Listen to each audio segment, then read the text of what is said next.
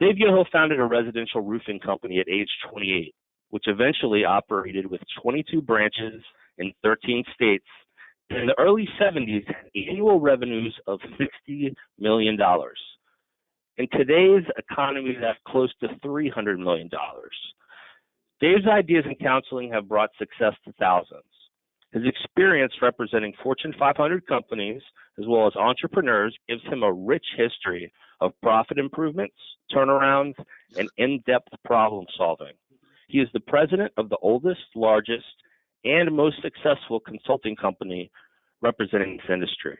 He has appeared in over 100 training videos for Fortune 500 companies and is the author of the best-selling book, Have a Great Year Every Year. His company developed the sales methods which are used by the most successful people within the home improvement and remodeling industries. Now, here's Dave.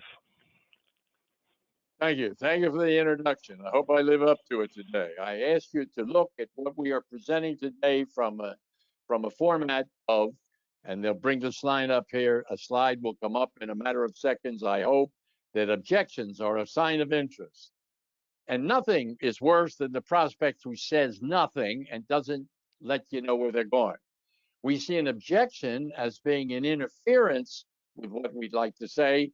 And if you handle it properly, a high percentage of these are a sign of interest that will take you to the next step. We call it processing. Now, give me the next slide. What you're about to see comes from this study of the science of successful in-home selling. I want to assure you of one thing. Selling is a science. It's not an art form. Some people are better gifted in an art form. They call them gift of gab, or dresses well, attractive, makes friends with people easily. And that can be part of a behavior skill which may augment the science, but the science of selling is based on a number of things. Towards the bottom of that sheet, you're going to see a phrase. Write these things down as you hear them. If you don't hear me explain them well, we're going to give you a place to write in and go to one of our blogs and it'll explain it in greater sense. But on the front cover, it says post-negative suggestion. It's all the way at the bottom left-hand side. That's an engineered term. We put that together. Further, I want to take notes about what we are talking about, and we hope we answer your questions. Next slide, please. Now, if you look here, we are talking about the development of a sales methodology. I'll read it to you so it all comes out the same for everyone. The prospect, the customer, is the key ingredient in a sound sales methodology. How that product, how that prospect thinks and feels has to be the major consideration in the development of a sales system, or that system will eventually fail. I'm not knocking anyone else who's told you something. You're performing the way you were taught. At this level, you either know or you don't know. And not to know is not such a dangerous thing unless you can't admit it to anyone. You cannot know what you do not know. First of all, the idea of a step system is based on understanding what the customer is really saying, not the words they're using. Secondly, that customer, like yourself, is a human being, can usually only deal with one idea at a time. And so if you put it in a format called a step system, you're relating to the needs of that prospect. It just doesn't have to be in steps. It has to be in coordinated steps, as you will see. Secondly, a system to sell correctly is not based on the personality of the individual. Although the individual may get the idea originally, the only way he can compensate for what you don't know about selling is to have a better idea of that customer, that prospect, what impelled them to get in touch with you or allow you to get in touch with them, and what their values are.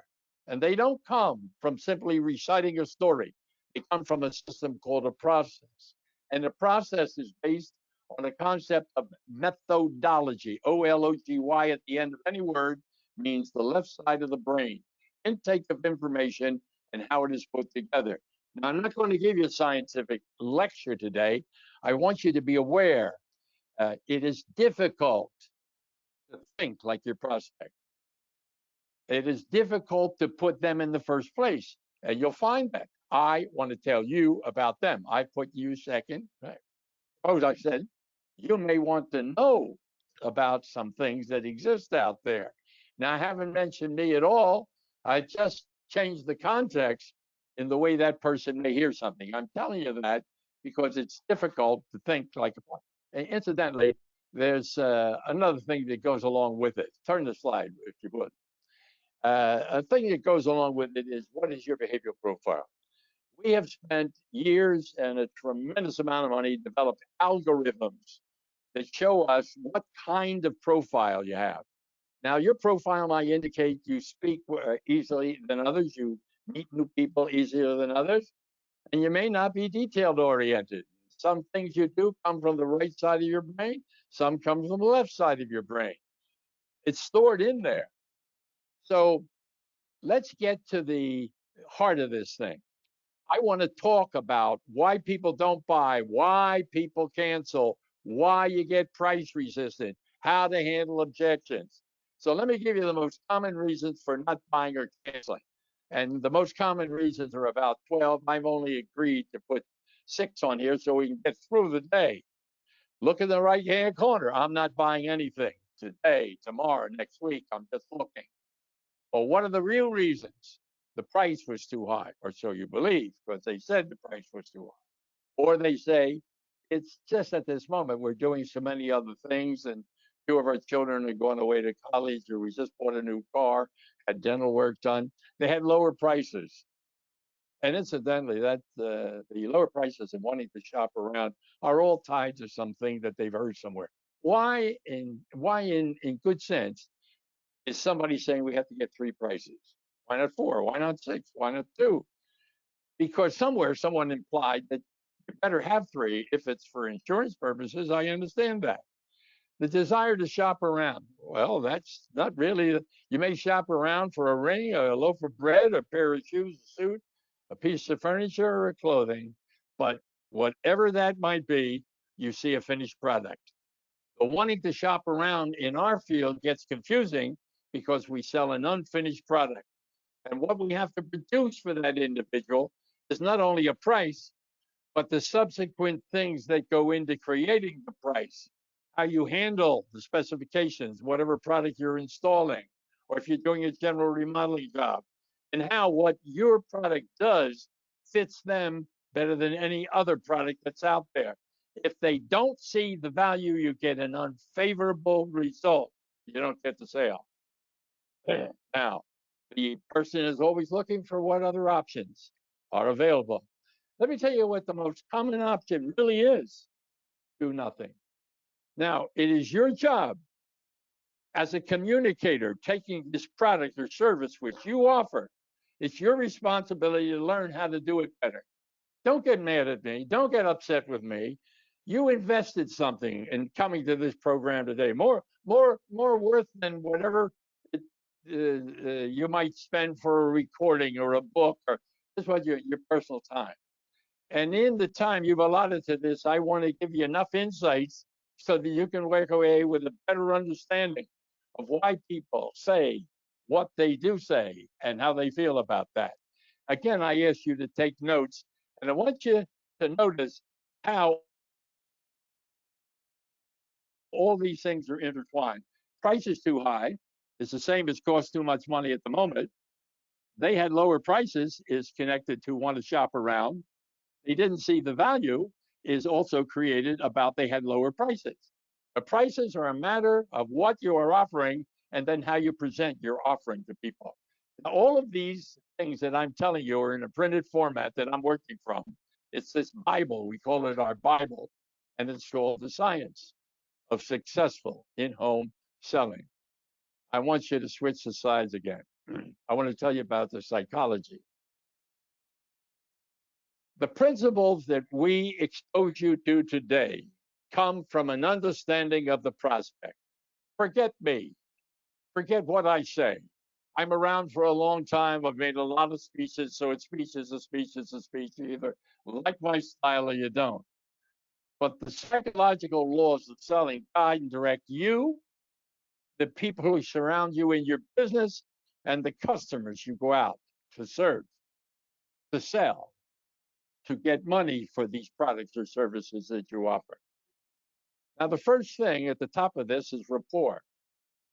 And if I were to ask you, you can't speak out now, if I would ask you what it means, write down what you think rapport means. I'm going to guarantee you the majority will write down something about getting people to like me, getting people to admire me, make a friend. No. Simple word, trust. Does that person effectively trust what you're saying? And if you say, hey, we offer free estimates, so does everyone else. We offer good service, so does everyone else. But if you have rapport with those people, you're going to base that rapport on trying to appeal to them. And I'm going to tell you first, start by trying to understand them. Don't categorize them. When the salespeople don't sell, they come in and say, there's a price fire tire kicker. They wouldn't have bought from anyone. Or I can't use high pressure tactics like asking them for the whatever it is. If you build rapport with people, and those people can believe that their interests are greater than your interests. Your interest is you'd like to sell them, you'd like to get a contract, you'd like to earn a commission, you'd like to make a profit on the installation. But if those people can perceive that it is more important for you to find out about them, I'll get to this when I get to processing, than you getting an order, then you've built rapport. Now look it up in the dictionary. You'll see the word trust all over it. It's a funny thing. Now, reciprocation is a funny word. The art of reciprocation is getting back from others something which you send out to them. So you send a message out, you send an idea. Linguistic programming. In our studies, and I do come from a background, I have an undergraduate degree in business, but graduate studies in clinical psychology. And these words, linguistic, mean the different things in psychology. It says, what does the word imply when it is given to someone? So linguistic programming is teaching yourself the words you already know, but how they are placed. As I mentioned earlier, if I say to you, I want to tell you about them, you started out with you. And then you start to tell them about you. And you'll see how this works in a step system and how it can get thrown out of joint. Linguistic programming is containing your language into a format that you will utilize in the home. Now, you go to the movies, you admire an art form. You go to a play, you admire the way someone wrote a book. It's not them, it's what they're writing about. It's the person they're playing on the stage. And why is that? Because you have to keep the person who bought the book, went to the play, or watch it on television or in the movies, you have to keep their attention. And you have to have something in there that appeals to their inner senses. And you say to me, I got to know all about that? Yeah, you got to know all about that. Because otherwise you're thinking about you. And if you say to people, no, what is your budget for this project? Don't come off. If you want to be my friend, don't come off asking me what I'm going to spend. Instead, find out what I anticipate from what I'm doing and understanding my options of how to do it and why I am going to present something to you that is better than anything you've seen before at a price that's consistent with the value of what I'm asking. Now, that may seem like a lot, but we can take a person that's never sold before, and in the space of 2 or 3 weeks, and you'll see some major companies in this business that do over $1 billion that use our systems, our methods, and we teach them to hire people that don't necessarily know a lot about the business area. They don't know about home improvements. They might have sold a completely different product or never sold in the home, or they work for Home Depot or Costco or whatever it is that they interact with people. That's one facet. But understanding how you program people to see value. Remember I said earlier, buy a chair, buy a shirt, buy a car, everything you see in a finished modality. You and I, we sell an unfinished product, and it's going to be up to us, despite the pictures we show being worth 1,000 words. That's attributed to Mr. Confucius, who's been dead for 5,000 years, 500 BC, actually. If you look at that, the truth is, how do you explain something in a picture format so they understand? Now, all the way at the bottom here is something called post-negative suggestion. Now, I originated that statement sometime during my studies of human behavior. And here's how that works. Post-negative is something that happens after. So the price comes later in your presentation, and the price objections, or even if they're not stated, the price resistance stated in the mind, if not verbally, based on what they heard you say and do about the product that makes them think it's worth the price you've asked.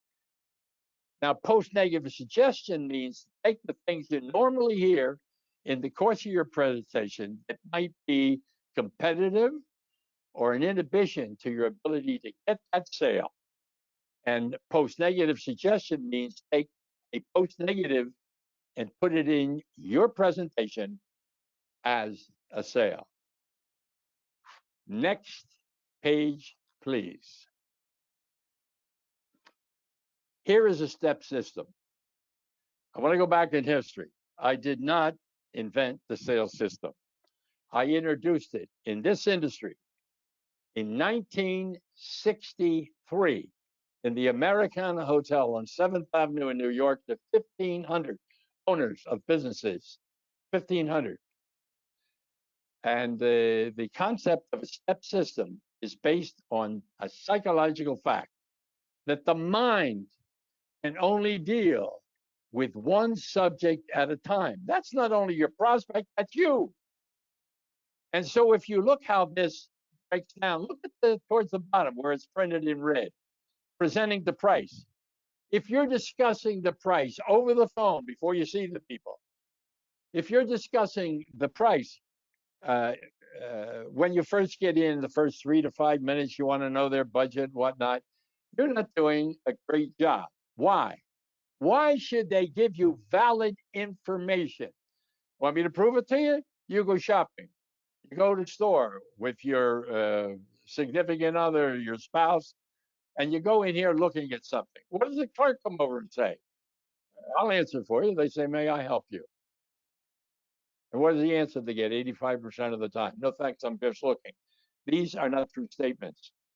Now, they're not true statements because of what you think this lead should be and what this lead actually is. So now we come to preparation. When you're going to present a product, you have to teach yourself or be taught by a trainer how to prepare for this. And the preparation means get as much information from these people as you possibly can before you ever go to see them. Not will they buy tonight, not they're looking for price, not that they're going to have us do the work. That's what you look, that's what you ideally like to have. What you really need, if every lead you take in has to ask questions. And those questions have to be in the interest of the person in taking that. Now you can go and watch us on YouTube. Search for any of these things, understanding your prospect, questioning your prospect, how to sell against price. We're on YouTube. If you just Google my name, you'll get 65,000 entries. But if you go to YouTube and you just ask a question, you just put it into your system. Selling against the correct language used when closing a sale, you're going to find it in there. Preparation is anything. Don't kid yourself. You think I'm doing this off the top of my head? Here's my script. Here's what I've written before. I'm going to offer you something here. I'm going to offer you my newest white paper. It doesn't cost you anything to get it. It's called the high cost of negativity. And negativity doesn't mean only having a bad attitude. It means how do you prepare for this? And when COVID-19 originally started, ended the February and the beginning of March, bing, the industry closed down. But other people found ways to make this thing work, to make it work in such a way it was beneficial to the homeowner. So now you have the preparation. And you want to talk about the approach. You say, well, I dress right, I look right, I got my sample cases on. Do you? Do you believe that you present in what you say and what you do, that you're there for them? Or is this something that you want them to hear your price and say, you're our kind of guy, you're our kind of company, we know you've been around years, I saw your picture in the newspaper. You got 13 trucks. I saw you in the yellow pages. You got 8 trucks. All these things may seem obsolete to you because you may not do newspaper advertising or trucks, but images that we send out. What do we want to show people? Your preparation and your approach is going to coincide with how much you know. I'm just going to throw something in here. It's a little bonus for you. I'm sure if you can do this first part, you're in clover because you'll be willing to expect the other things that we teach, we believe in, and we believe you could be doing. And so what happens? You got to lead. And as this, if you send for this, it's called the high cost of negativity. Cost you nothing. We'll give you some in the course of the day, our email. You address it, just say us for the high cost of negativity. It's going to talk to you about the way you will handle the lead. See, the realities of this is you. These things, the preparation, these things, the approaches, they're you. And one of the most difficult things, the strongest instinct in human beings is to do what they've been doing before because it's familiar and they're comfortable. Just change in your approach, change your approach. Stop answering your phone, XYZ Construction. Teach your people to say, thank you for calling XYZ Construction. How may I direct your call? If you've got one of these things that say, if you're calling about an estimate, press 4, whatever, you need somebody to say, thank you for calling Dave Yoho Associates. How may I direct your call? When that person builds a lead and they say, what prompted you to call us? How did you hear of us? How long have you lived in your home? See, if you ask the first two and listen, it's about them, how they decided to call you or contact you. Now you say, if you're saying to them, how long have you lived in your home? Or how long have you owned your home? And be quiet. Now, this is a person taking the lead. It may not be you. And then that person should write down they've lived in the home 15 years. And you call this about a roof. Why are you calling it? Well, we discovered a little leak. Where is the leak? Well, we don't know for sure. It looks like it might be coming over our daughter's room or our windows. Well, we noticed that a lot of people are getting windows today, and our house is 14 years old, and we may not have great windows. Ask the person what calls you, prompt you to call us today. And so, how old is your home? 17 years old. How long have you lived in the home? 12 years. So some of the things that were on 17 years ago are still in that home. Is that sourceful, useful information? Yes. Now you got it all together. I've simplified that. Go online, you can find out how we put that all together. Now you go to the house, you got the lead in your hand. What would you like to know? Whether they're going to buy tonight? Whether they're going to say, goodness gracious, wonderful, you're here? No, it's going to depend on what you say to them. If you have the lead in your hand and you have the name on the lead, just before you knock on that door, and we say knock rather than ring a bell, there's a psychological reason for it because you ring the bell and somebody's sleeping, wakes up a child or what have you, knock on the door. And when somebody comes to the door, you look eye to eye to that person, and the name on here is Brown, Mr. Brown. Now, if he's not Mr. Brown, he'll tell you. You say, Mr. Brown. Now you've said his name twice. I am from XYZ company. Don't say your name yet. Oh, yes. We have an appointment with you for 7:30 this evening, and I'm here a few minutes early. Is that all right? Yes. Mr. Brown. Now, notice you've said his name again. You've said it 3 times. You've personalized it.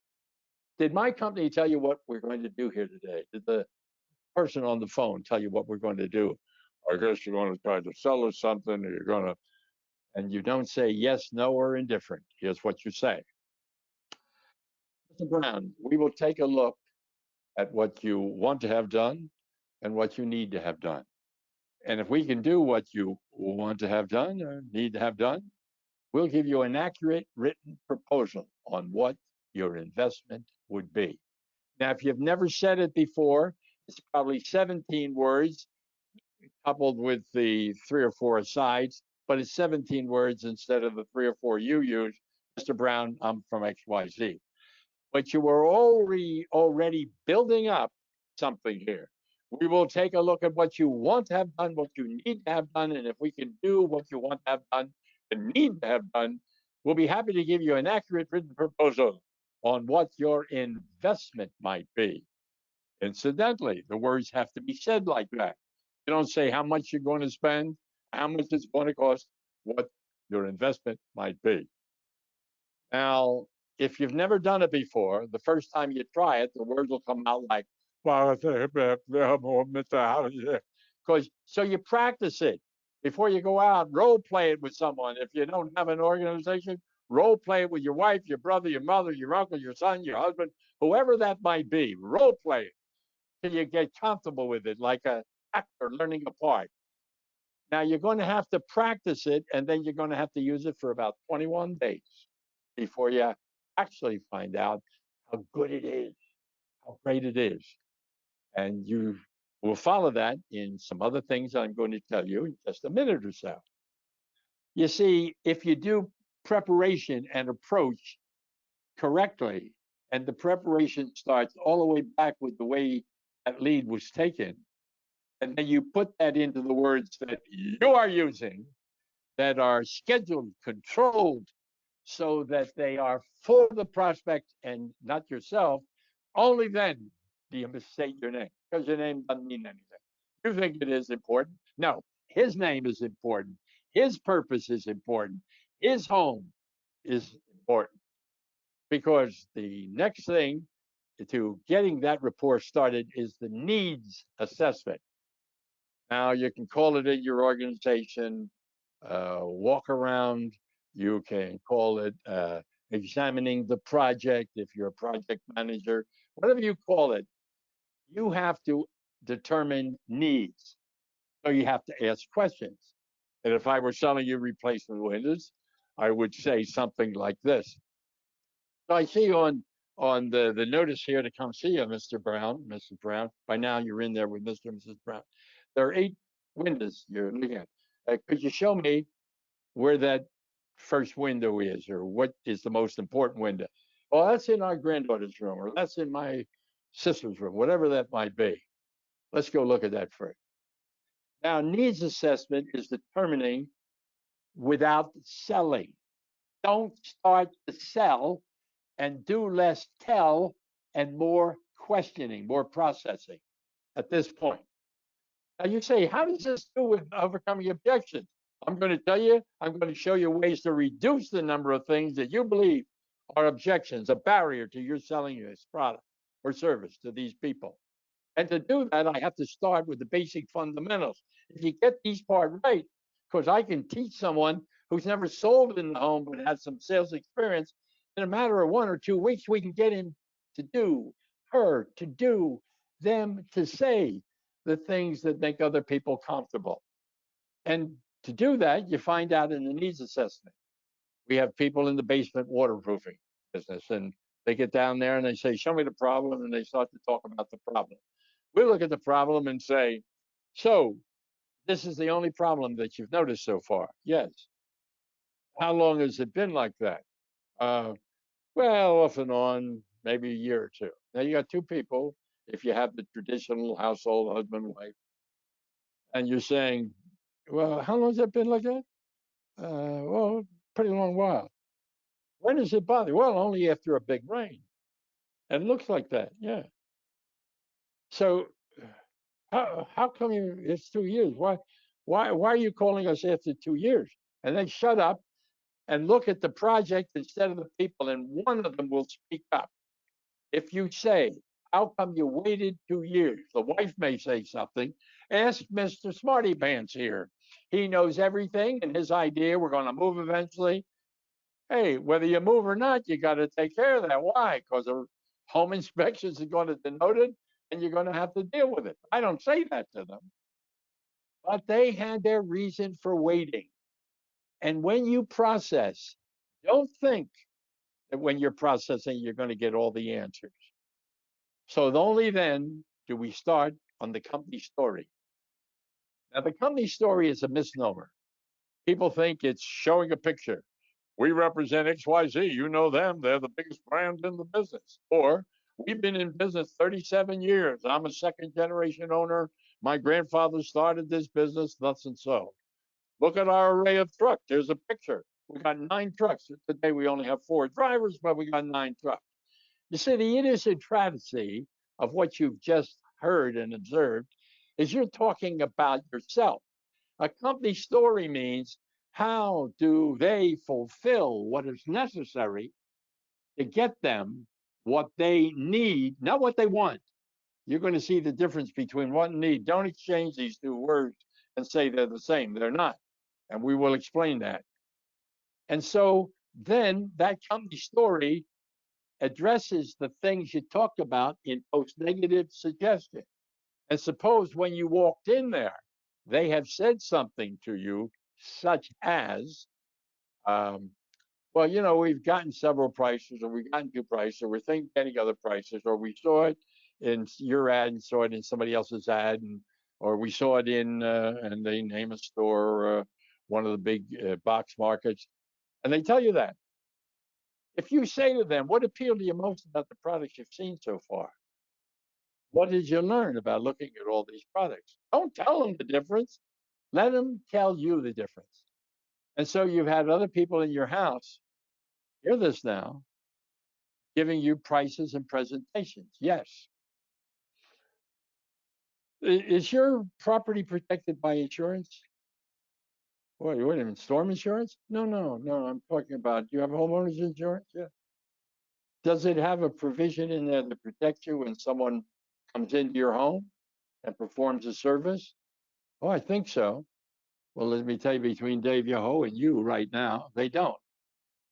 They don't have workers' comp.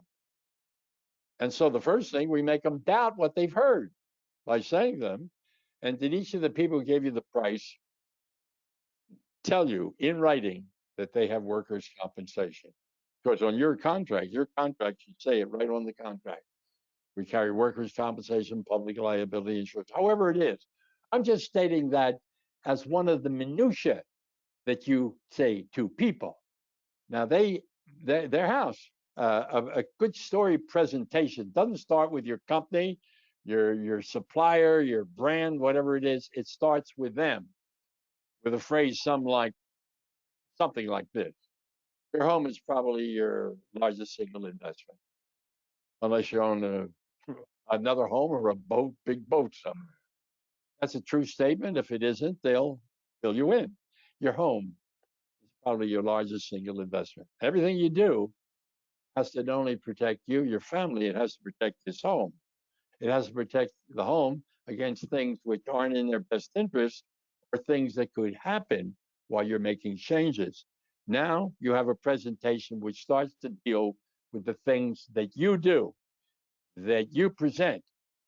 And here is where you're going to get to the idea of reducing these price objections as you perceive them. And we're going to get into that a little later. Now, let's go down to the product presentation, and we're going to tell you things about how to do that in a different way than you may do it. I'm not about changing the product, about changing the way you present the product. So you see in red, it says presenting the price. Over to the right, it says, do you get price resistance? And how do you deal with it? And some people deal with it by chopping the price, or they got a go-to price. I'm not telling you that you shouldn't have some incentive for those people to buy promptly. I'm just telling you, I wrote an article about it. It became publicized. 60% of the people liked it. 20% didn't understand it. 10% of them objected my thought process. Here's what I tell them. The big drop is a big flop because it doesn't tell them anything about what happened to the quality. So if you were going to charge $10,000 and you tell them you'll do it for $8,000, what does that mean? Was there $2,000 extra in there that you could give away? Yeah, it might be if you really give it away. And then if that doesn't work, do you give them a second drop or a third drop? I'm not going to contradict anything you've been taught or told in your life. I'm just telling you there is a better way to do it. And so with that in mind, if you have price resistance, we have something that you'll hear about toward the end here called the total offer concept. And it deals with how to present a concept of totality in the product. Go over to the left-hand side. If you get no price resistance, you attempt a trial close. Now I'm going to tell you about affirmations. I want to talk to you about button-ups. I want to talk to you about the doorknob close. I'm just going to do them briefly, then I'm going to just give you a break for just 2 or 3 minutes. You're not going to leave your sets. I want our sponsors to tell you a little bit about something. But here's one of the things that I want to get to before then. What is a trial close? Pretty simple. You ask someone to make a decision. And if you don't get any price resistance, you say to the person, so what would need to exist for us to do some of the paperwork here and get this started so we can get your windows, your roof, or whatever the project is ordered? Let's start to order those things. In other words, what would need to exist? What would need to exist? Loaded, front-loaded with post-negative suggestion. Now, if at that point they object, and you can simply say to them, well, what would need to exist? What will you need to get started on this project that your home really needs, and you want to do it, and this is the best time frame to do it? What would need to exist? And if they're saying things about price, then you haven't sold your price properly. Now you have to go all the way back to the other side, go down the other side, and do the total offer concept. Don't give up on these people.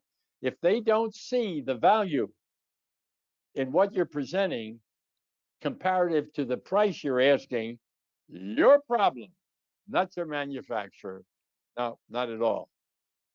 And so the close could be any one of a number of things. I'm going to tell you before we end today something called doorknob. That's the last thing you say. I want to, at this point, to remind you, the behavioral attitude,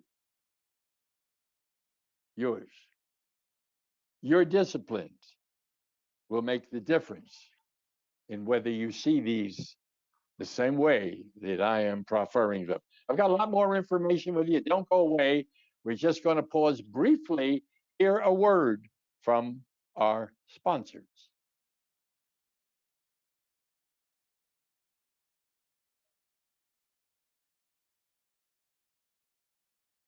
Everyone, can you see me okay? Awesome. Wanted to say thank you so much to Dave Yoho and Associates for joining us today. As I mentioned, I'm Liz from LEAP, and we're the ones putting on today's webinar.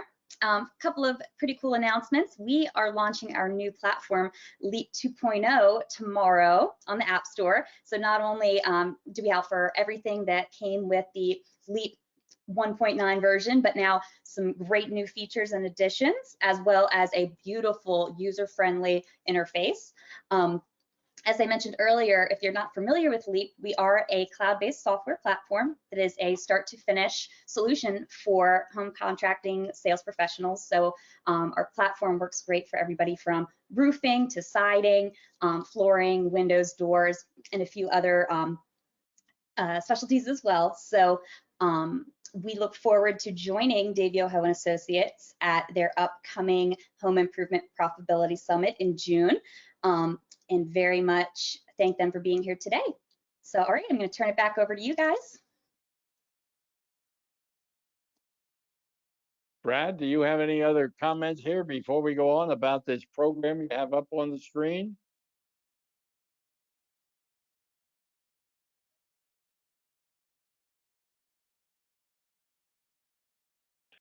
All right. Well, thank you for that, Liz. I'd love to expound on some of that powerful information that we just heard. But first, I wanted to share with you what we're going to be doing in June. So in 2021, there will be more changes in the way people buy, how they have work done on their homes, and how they pay for purchases. 2021 will be a year of change. Your customer is changing. The marketplace is changing. And the ability to install work as rapidly as it is sold has become a major challenge. As the once popular song stated, the times they are changing.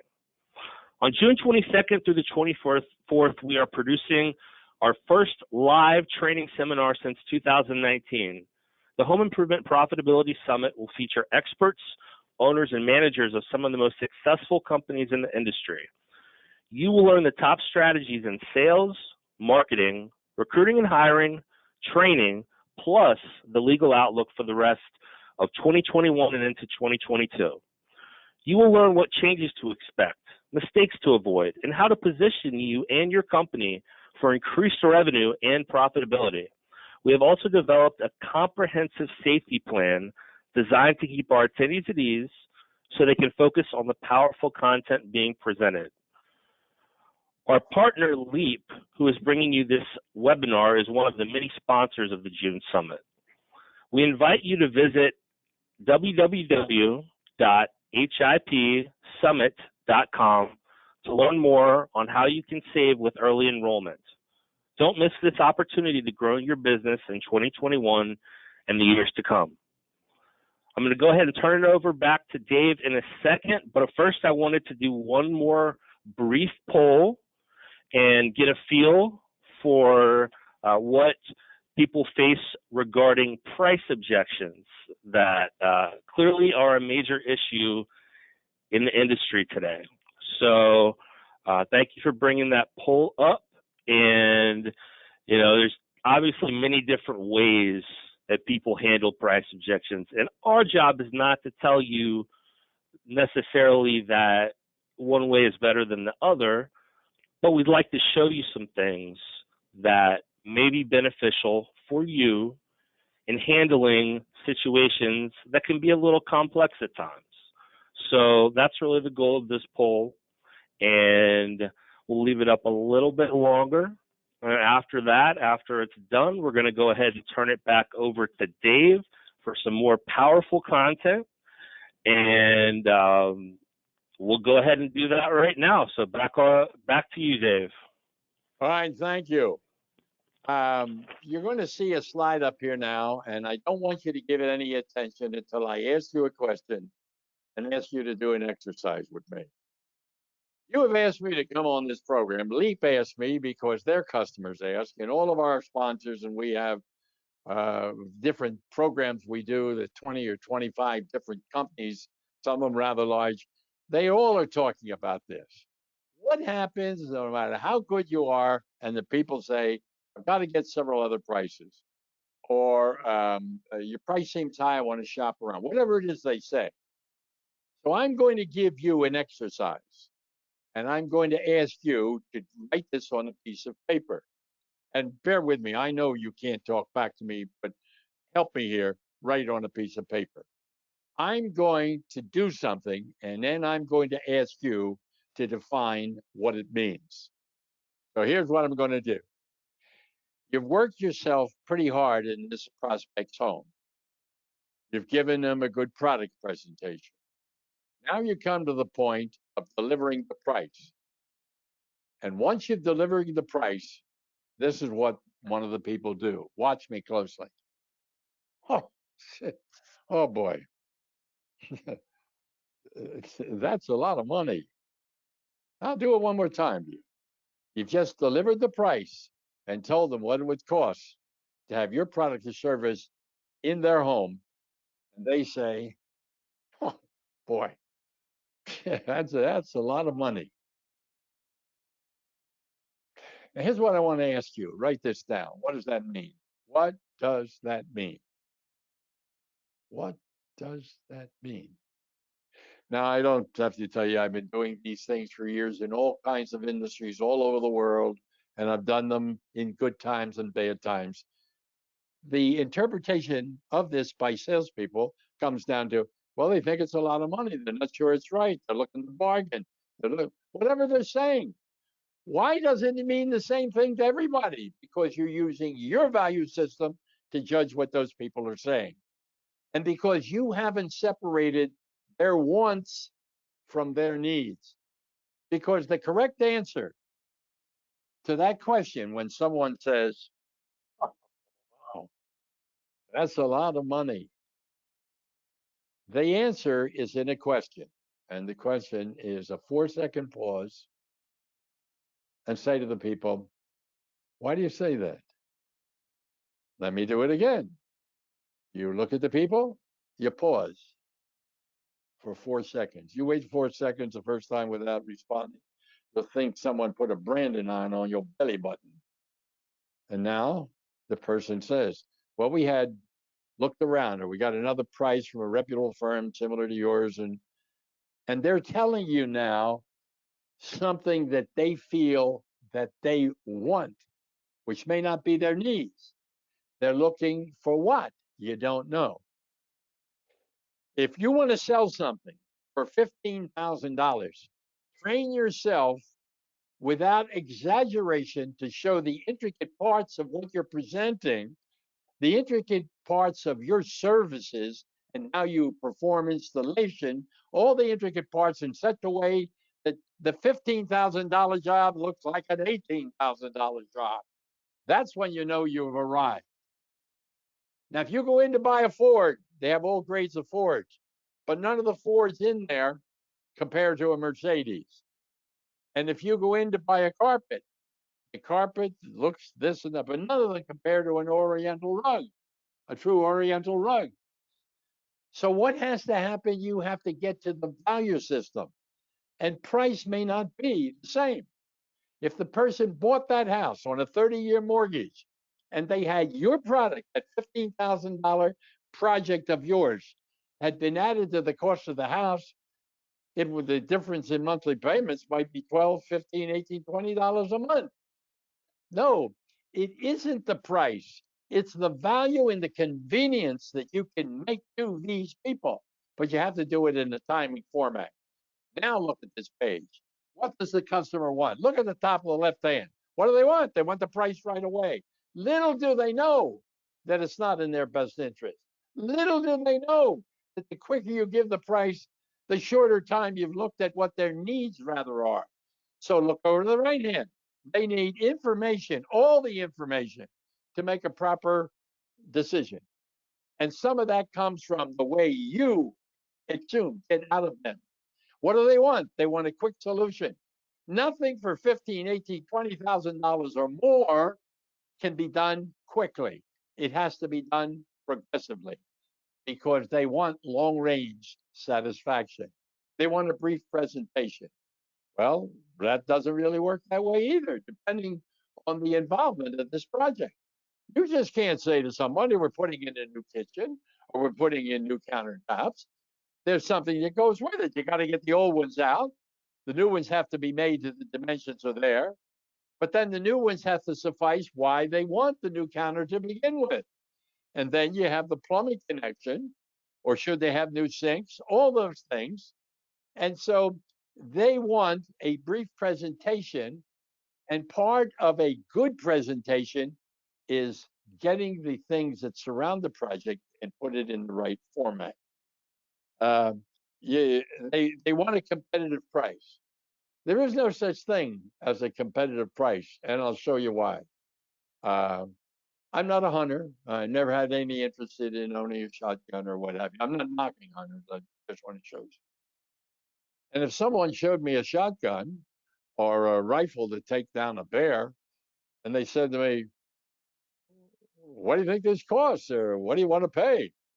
I'd probably say, I don't know, it probably costs $50, $100. You kidding? This one's $900. This is $1,200. It's like a bike. I've biked for years. I'm a workout enthusiast. Guy says, "What does a bike cost?" Oh, you go down to Walmart. You can buy a bike for $128. It gets you anywhere you want to go. You can't buy a racing bike. You can't buy a bike with 3, 5, 7 speeds. You can't buy a bike with a comfort seat or the elevation so that it controls your back and arm and shoulder muscle. It depends on the needs of the individual. And we have to train it over and over and over again. That's why we've been in business so long. The same people who bring us in and say, show us how to do it, find out how to do it. And then 2 years later, they get someone that influences them to say, well, you don't need that. You don't need that part. You don't need that part. You need all the parts. Now look at the third one from the bottom. They want to procrastinate. Procrastination is that we'll think about it. We'll let you know. We'll get back to you. We'll sleep on it. If that's what they're thinking about when they're going to sleep, they're going to have nightmares. They're not going to sleep restfully. It's a phrase. We've got to get 3 estimates. Don't knock any of them.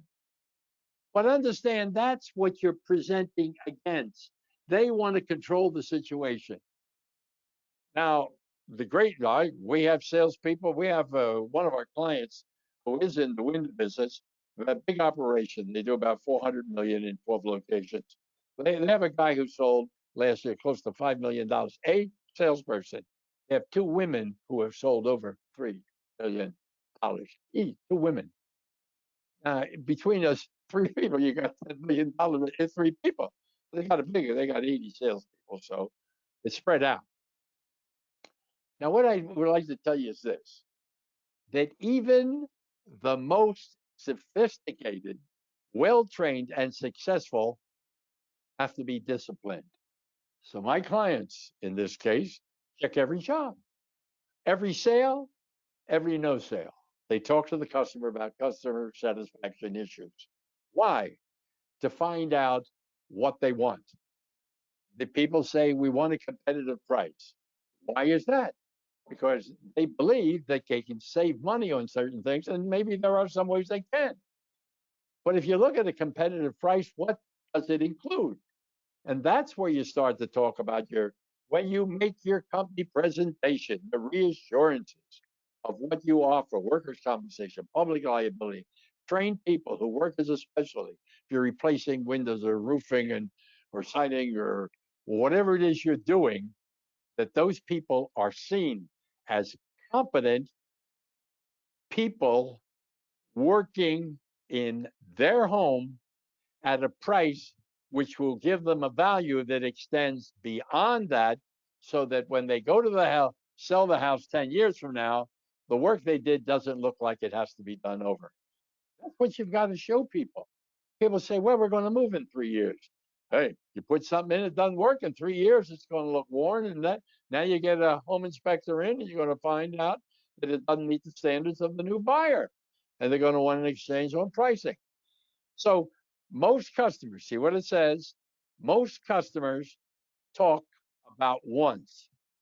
Needs have to be uncovered with processing.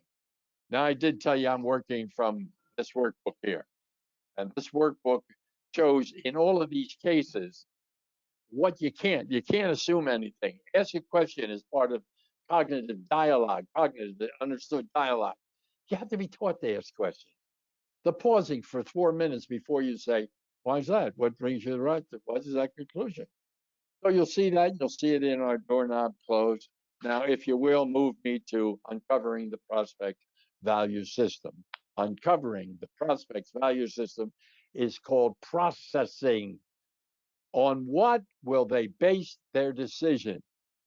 There's no such thing as a cold, rational, dispassionate person purchasing home improvement that buys purely on merit, the merits of this. It's wider, shorter, black, whatever it might be. What they base their decision on is, does it accommodate their needs? That's why prices sell differently. Look at the different ways people decorate their homes, or the things that they put in, and you got to understand what their value system. They'll tell you their value system. So I live in an area where everybody has 3 garages, minimum. Some have 4, but every have about 3 garages. Interesting thing, you drive down the street, the cars are parked in front of the garage or in the driveway. They're not inside the garage. If you open that garage, chances are you'll find a worn out lawnmower or some other tractor or something in there that isn't even working anymore. So don't judge their value system by people who say we'd want a better price or what have you. You have to determine what their buying clues really are. And one way to do it is, when you're dealing with people, have a clipboard, have a check sheet, write it down, and use the language they use to feed it back to them. I understand you want it practical, but you want something that's durable. And Mr. Brown, which comes first, the durability or the practicality? They go together, all right? Where does the investment come in? What is it that you're anxious to do? Or how do you want to go about doing it? Write it down. And when you leave the house and you don't get a sale, think in your own head, what could I have done that was different from what I did? What could I have done that's different? Now, ask permission to ask for their business. I'm going to show you something you may find it hard to do.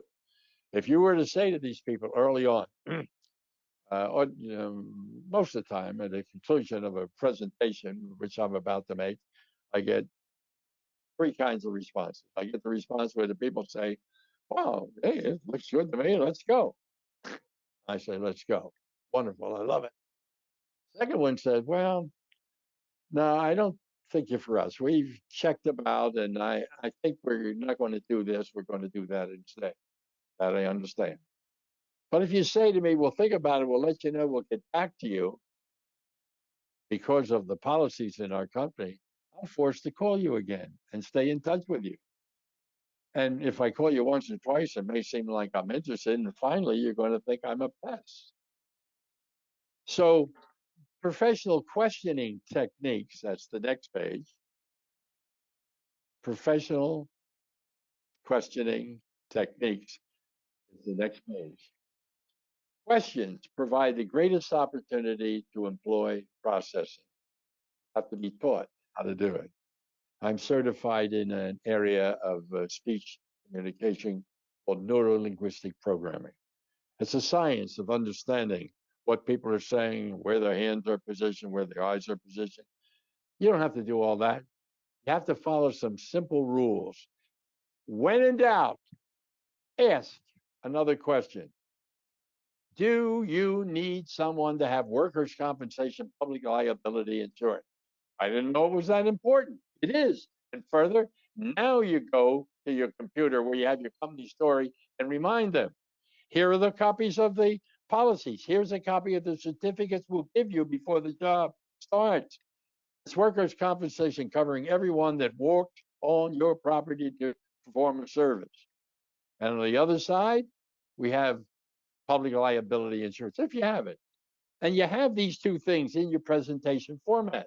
Why? They wouldn't want someone working on their house without insurance. But they don't ask for it. And you know they don't ask for it because you have people working in your house that do little jobs and you don't ask to see their workers' compensation or public liability. Processing uncovers information not available in normal conversation. You wouldn't want to go into the doctor who's giving you 20 minutes for an examination now and say, would you like football, baseball, golf, or volleyball? You want to take the 20 minutes up in that period of time? Or do you want to know what's wrong with you? You want the doctor to say, so tell me, since we saw each other last 90 days ago, are you having that problem with swallowing or headaches or stomach aches or back aches or gaining weight or losing weight or eliminating? You want him to ask you those questions. That's because he's a competent professional. You've got to be a competent professional. We teach people in the roofing industry. Examine the conditions of the home. Go up in their attic before you give them a price. See if there's a ridge cut. Take a look at the roof outside. Is the drainage properly? Are the valleys aligned? Do they have water shield? Any of the things that you would have to know will be classified under uncovering information not available in normal conversation. Processing leads to a deeper understanding of the prospect's value system, and it provides valuable information, write it down, regarding needs that might not otherwise be apparent.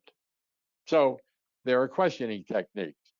If you say, which do you prefer? You give them the option, which do you prefer? Which like, which the product of the colors or style or design do you prefer? And what part would you eliminate? Here's a great question. So when you see all the things we offer, what part would you eliminate? Because you're going to give them a price at the end that accompanies all these things. I taught clients because we did it 50 years ago when we got into the window replacement business. I ran a $60 million home improvement company when people were doing $1 million was a big ticket. We were doing $60 million a year when I sold the company in the 70s. But if you look at that, we did things that people hadn't heard of at the time. We wrote, when we did work in the home, we rolled out a red carpet for our people to come in and walk on. Our people had to have on booties and gloves when they went into the house. I'm talking about the installation people inside. Outside, pretty much the same way, because if you were replacing windows, you had occasion to go inside and outside. But processing tells you. Now, what is sweat question? Remember I said, can you give me a yes or no? I'm going to give you a way to do it. I showed you before. Normally at the conclusion of a presentation such as this, we find people saying three things. Wow, let's go ahead with it. Or they say, nah, we've made up our mind, we're not going to do it at all. Or they say, well, think about it, we'll let you know, we'll get back to you, call us again, hint. But whatever you do, Mr. and Mrs. Brown, I have a responsibility to get back with you. So you can do me a favor and do yourself too. If you like what you see, say yes. And if it's not for you, don't hesitate to say no. Watch my face now. And I will accept no as gracefully as I would accept a yes. If they teach people to say that in the house, yeah. So suppose that people say, okay, then the answer is no. Wait the 4 seconds and say, why do you say that? Why are you saying no to this proposition?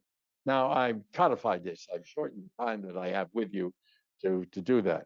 Now, I did say to you, I'm going to show you something. I'm holding the doorknob closed all the way to the end. I want you to get back to the sales system again. And I'm going to show you something that fits closely with it. Here we're back to the we're moving forward now. Is this the sales system? And to the right of it, I'm going to show you a diagram that really deals with the brain. What I'm telling you is this system is, go back to the system again before you put that one up. Right. This system is designed for you to know all of the little parts. Now I'm codifying a 1 day, a 6-hour presentation into this 90 minutes, less the time when we have commercials and whatnot, because I want you to know there are ways to do these things. We've established ways to do these things. We have customers who, we have clients who every customer they have gets solicited at the end of a program for customer satisfaction values. How would they rate it? Everyone, whether they bought or not. Why? Because it's important to know what kind of job you're doing and the rapport you're getting. And if you see the way people respond, well, hey, all they wanted to talk about was themselves. So I'm telling you, if you could follow this, all of this, the book I'm reading from. Remember, I told you on the front it says the science of successful in-home selling. The science. And yes, I recorded all of these things, and I didn't do all the recordings. I had people who work for me do these recordings. Now you have to invest to buy them. Whether you do or not, it's going to change my lifestyle. But if you go online and see one of these recorded products and you listen to it again and again, you'll have greater insights. So what I'm talking about, give me the next slide. Here's how the last slide touches bases with the new slide. The preparation, the approach, the rapport. People identify information by what part of their brain it fits into. On the right side of the brain, you have spontaneity, you have enthusiasm, you have word pictures, and you have high energy. And when you do a presentation, you want to feel that that presentation is worthy of those people giving you 45 minutes, an hour, hour and a half, 2 hours, maybe longer, that they will allow you into their home to examine their specific needs. And now you present to men and women. And women tend to be a lot more right brain than men. Women see word pictures. So you're asking questions, how do you want this project to look at the end? What color do you prefer? How do you prefer the mechanics of it to work? How easy is this to shut off or turn on or do whatever it is you do with it? How easy is that? And when you show that to a man or a woman, it's over in the right side of their brain. You don't say, what do you think of that? You say, how do you feel about that? Well, feel is in the right side of the brain. I didn't get all this information by accident. It took us years to take the contents, the foments, of psychological behavior on the part of the customer and reduce it to a science that would appeal to them. But look at this. Over on the right is logic and practicality. The minute you start talking price or financing in the early stages, you're going to throw off the content of the context of where it fits to show them that they feel good about it.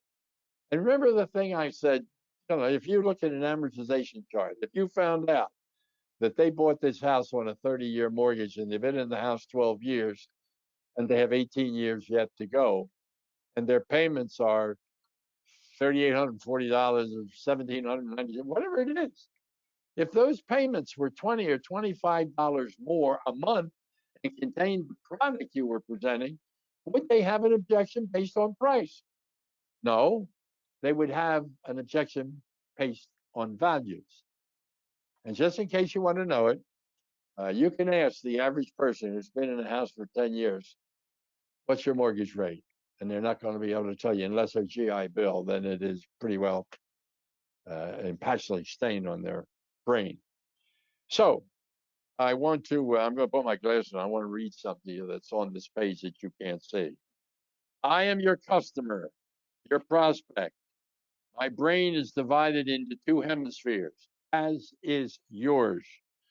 Whenever I am given technical information, statistical data, or numerical projections, I weigh them in my left brain. When I hear word pictures, observe colorful samples, models, or pictures, I am usually more in my right brain.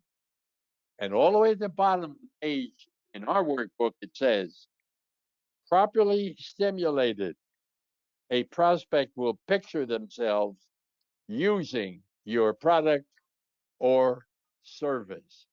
The product will picture themselves. Would you take me to the next slide, please? It is not the product or your service that the customer is buying, but what that product or service will do for them. Evolution is a concept of saying, here's what used to be done, here's what's done today. If your product is unique, different, special in any given way, isolate what that difference is and go back in history and don't knock your competitors. Dumbest thing in the world is knock your competitors. They'll want to knock you, you'll knock them. Means nothing to the prospect. What means to the prospect is what you're doing and how beneficial is that to them at this given point. Evolution reduces or eliminates the competitive products, competitive choices. So that when we make a product presentation, just an example, the next thing I have is a kill kit. That's what a kill kit is. Let's say you're selling replacement windows, because we represent the biggest companies in the business in the United States, retailers. We tell them all the same thing. Don't knock your competitors, but do show the competitive issues and let them make a choice. So if you're selling whatever windows you're selling, and you have a specialty, whether the frame is vinyl or fiberglass or Fiberex, whatever it might be, and you have that as a final product, and you had a side rail. Now go out to Home Depot or go to Lowe's or go and buy one of the windows, the low-end windows they have on sale, and cut out a corner right section. Although buy the window. Take when you cut a corner right section. Buy their old sample, anything, to get a corner right section. And you show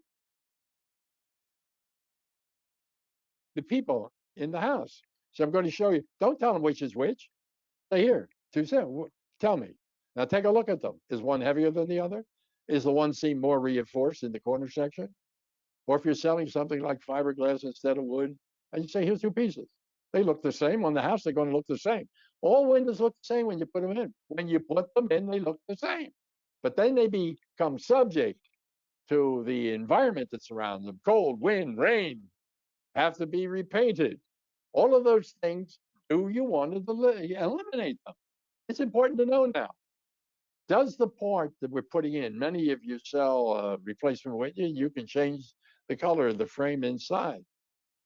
Now, with it all, you have to have enthusiastic, high energy product presentation, because you have to practice them in front of other people till your performance is such that you can say, will this stimulate a positive price value comparison by the prospect?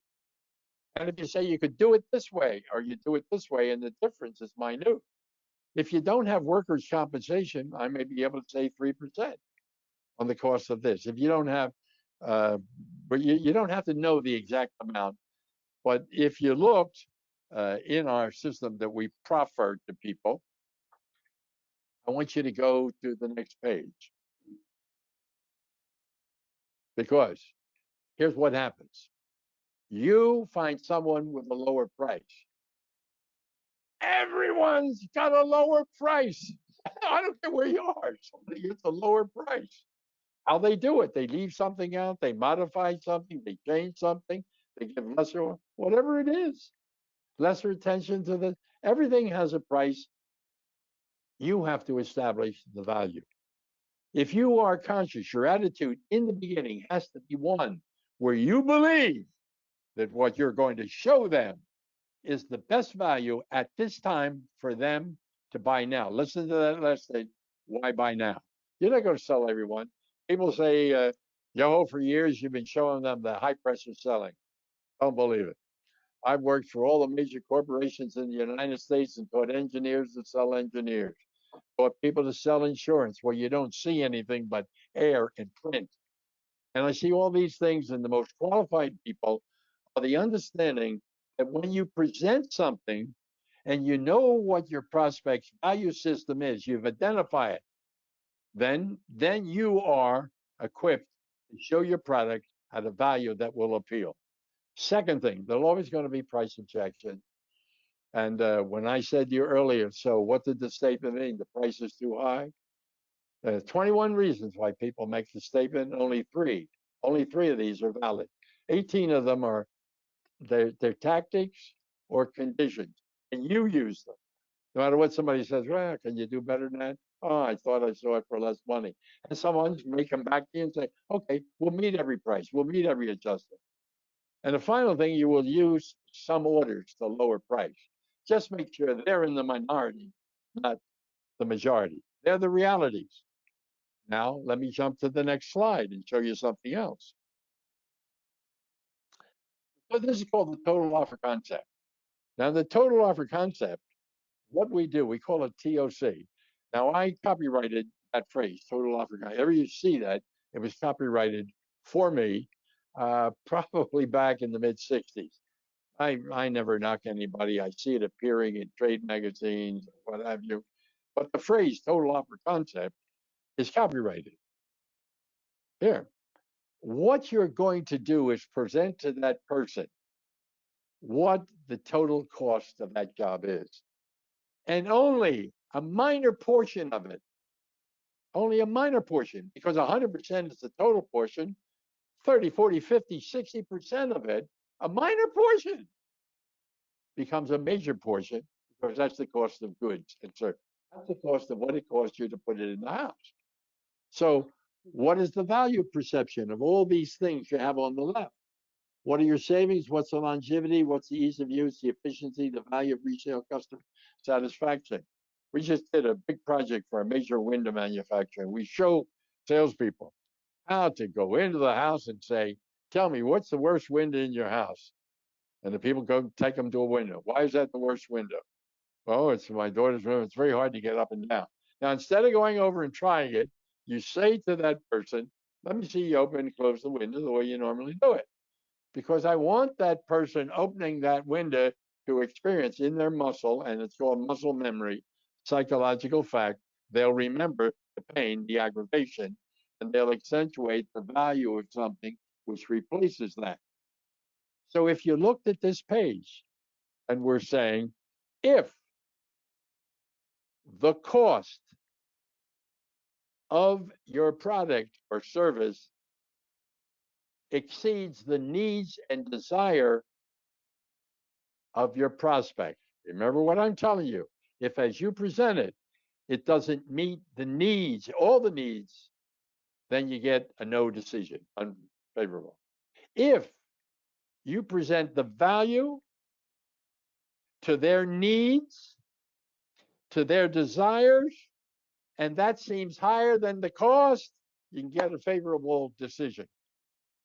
Now, the only thing I do suggest is you try in all cases to effect an order whenever you get to see the people and quoted the prices. Now, Leap and Brad, guide me here. Do we have some questions that have come in? Do we have time for it? How much time do I have for some questions? So we do have a little bit of time. We have not really had any roll in quite yet, but for those of you who have joined us today, please feel free to shoot something in to the questions box on your GoToWebinar panel. Brad, I turn it over to you. Well, thanks, Liz. Why don't we do this? We are running out of time, but we have some really, really powerful questions that were sent in. So I'd like to at least get to one of those before we do the finality here. So why don't we do this one right here? I heard you say on a recent podcast that the industry is currently experiencing a paradigm shift, and that we should be prepared to augment, modify, and/or make changes to some of our sales methods. Can you expound on what this means? Well, you people are miracle workers here. I got 8 minutes to do it. Something that usually takes me half an hour. But here, let me put it this way. Your customer has changed. They're changing on an ongoing basis. It's called a paradigm shift. There was selling in the mall when you visited the mall to walk through stores. That's all changed now. It wasn't only COVID-19 that changed it, but COVID-19 struck a nail into the heart of the way it was being done.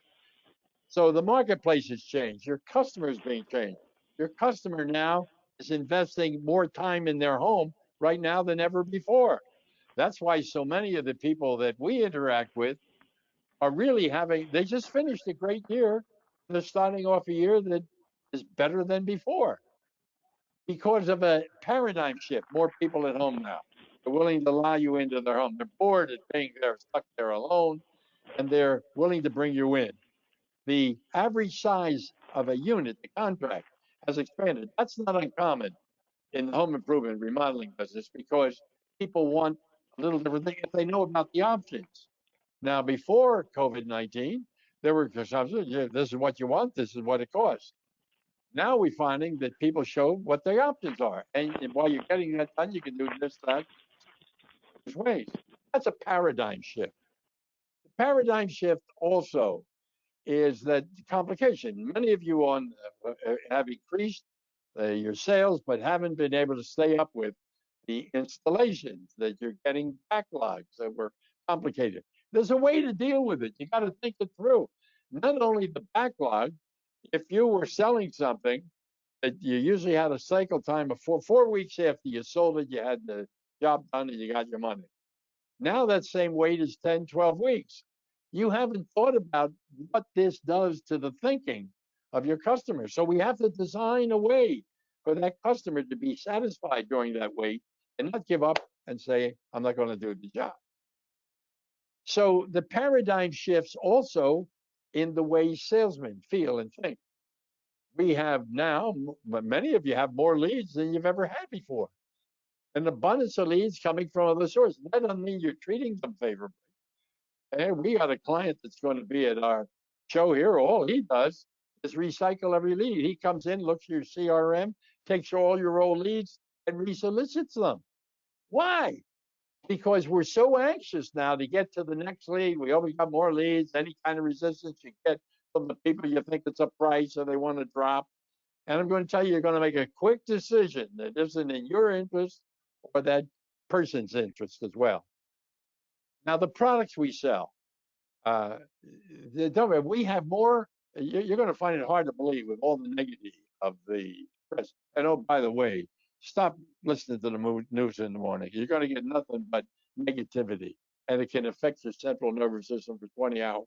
Now, we watch all the business cycle news to know what corporations are doing or what the cost of money and flow is. We watch those things. In general, if you watch the local news or any of the news shows, you're going to get nothing but negativity. And you're watching it, and the people who you sell to are watching it. So you get in, you have to create a new environment. We're a country of homeowners. The real estate market is burgeoning, growing right now. Prices are escalating, mortgage rates the best they ever were. The same thing is true of financing in your business. And if you want to know your business, you need a short run course of financing. So here's the paradigm shift. Everything that happens in your business is a part of your business. Everything that you do in a presentation is part of the presentation. When you perfect all of these things, it's by seeking out within it ways that you can do better. If you find those ways and you present those things to a customer, you're doing them a favor. And incidentally, I will tell you one other thing that most of our clients are experiencing great problems in hiring salespeople, in hiring the right salespeople. So what we have a profiling system that we put together. And to understand the profile of the person you're teaching, if you're a sales manager or a trainer, and you as a salesperson, understand your behavior and what your limitations are and how you can grow. Now, other than that, I think I left you 3 minutes. Anything else you want me to do now? I have some bird imitations I do, or I can sing a few Welsh mining songs. All right, well, let's just briefly mention here, I know we're running out of time. I just wanted to remind everyone who is on the line about the seminar. We are going to be giving away a ticket to it shortly.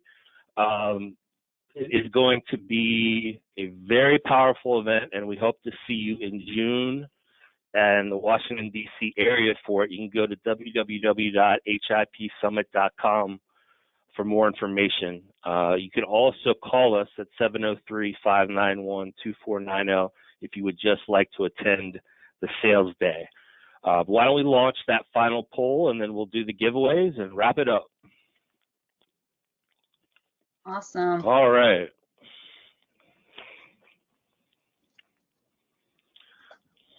Is it pulled up? Next slide, Brad. And I will pull our winners here. So the first prize, we were giving away 2 recordings. Is that right, Brad? Are you talking about Science of Successful in-Home Selling and Closing the Sale? That's yes. them. Okay, so our 2 winners. Our first one, I do apologize for any mispronunciations that I make. Our first winner is Hamza Basri from Leaf Home Solutions. Congratulations. And the second winner of Closing the Sales Professional Selling Skills will be Christine Duplies from Window World. Congratulations.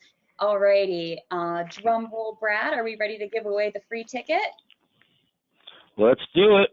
All right, and our free pass to the Home Improvement Profitability Summit here in June will be Patrick Cochran from Red Dogs Roofing. Congratulations, Patrick. Yes, congratulations, Patrick. We will send you more information about that very shortly, and we look forward to seeing you at the event. Very cool. So, yep, like Brad said, keep an eye out for an email from us. And with that, I will say we have a survey that'll be going out to you right when we end today's presentation. So any feedback or future topics you want to hear about, Leap would be very grateful for your feedback.